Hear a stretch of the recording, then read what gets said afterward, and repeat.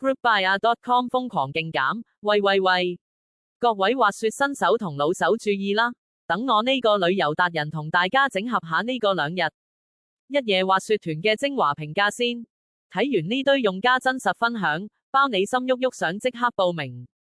首先，導遊服務真係要俾個超 like， 唔少團友都大讚導員 K 先生同其他工作人員好細心負責。有團友唔見咗外套，導遊幫手揾返；又有團友遇到行李寄存問題，導遊即刻幫手解決。成個行程安排流暢，由集合租裝備 check in 酒店到纜車 pass 安排，都有人跟到足。對第一次滑雪嘅朋友嚟講真係好安心。住宿方面評價幾好，酒店近滑雪場，行幾分鐘就到，房間夠大同舒服，甚至有團友話舒服到想住多幾晚。不過溫馨提示，記得自備大浴巾同護髮素，酒店唔提供㗎。滑雪體驗方面， Snow Ski Park 似乎幾受歡迎，大人細路都玩得開心。不過要留意，基本套餐唔包教練課程，要另外付費請滑雪場教練。有團友提議可以自備或者現場買齊裝備，滑雪面罩、頸巾、長 scarf 唔俾用，滑雪手套、長襪最好到膝頭下面。仲有啊，入面唔使着太多衫，着住保暖內衣加滑雪外套已經夠，因為運動起上嚟真係會出汗㗎。場地設施齊全，度假村入面有餐廳、超市、遊戲機中心，夜晚唔會悶。第2日退房後可以租用酒店儲物櫃放行李。再繼續滑雪，小貼士，記得準備2到4個500韓元硬幣，用嚟租 locker 先。同埋滑雪衫設計就有團友話有啲醜樣，不過實用就得啦。總結，呢個2日1夜滑雪團整體評價好高，4.25分，尤其適合第一次滑雪，唔想自己煩交通住宿裝備嘅朋友。行程安排妥當，導遊貼心，性價比唔錯，只要跟足提示準備好個人用品，就可以輕鬆享受滑雪樂趣啦。1789港元紅川大明維瓦爾第滑雪度假村2日1夜首爾出發，一次過換盡韓國2大人氣景點維瓦爾第公園、滑雪世界同水上樂園。無論你想挑戰多條難度唔同嘅雪道，定係想玩水上樂園嘅刺激設施，呢個行程都包晒。夜晚仲可以入住滑雪度假村，休息夠再玩過。透過 Groupbuyer 預訂，仲有滑雪住宿優惠添。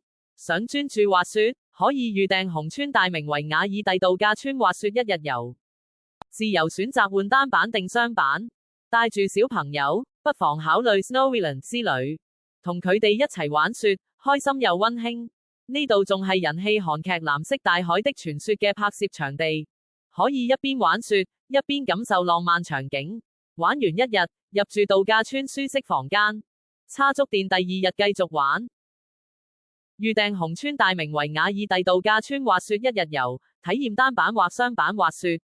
紅川大明滑雪場是一個度假滑雪勝地，距離首爾僅 1.5 小時路程。